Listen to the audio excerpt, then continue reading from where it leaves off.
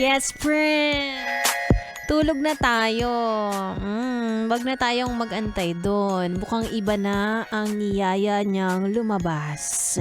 Bawi na lang tayo next year, ha? Kapag tayo na ang pinili. Okay?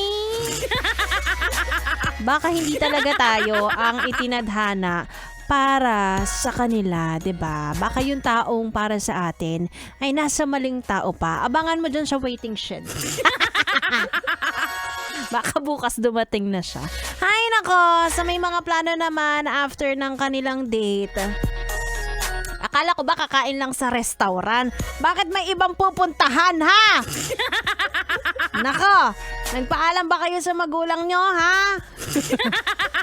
Lumalabas ang pagkatita, nakakaloka. Ay, nako, hindi po New Year ngayon, ha? Valentine's Day po ngayon. Bakit may magbubutukan? Ewan ko sa inyo, alam nyo ito na lang kung ano man ang mangyari tonight, siguraduhin yung papanindigan nyo yan pagdating ng buwan ng November.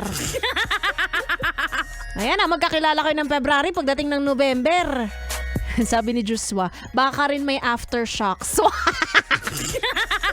Nakakaloka. Baka may may pagyanig mamaya. Ewan ko na lang talaga sa inyo.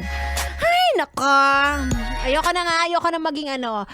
na maging bitirela. Sige na, bago ako tuloy ang magpaalam. Again, Happy Valentine's Day po sa lahat ng mga nagmahal, nagmamahal at magmamahal. Sana all!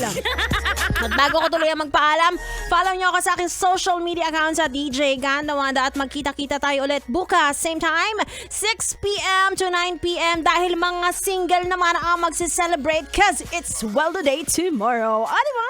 Good night mga yes friends! Susunod na po si B-Boy! B-Boy! Dito lang sa 101.1 Yes FM!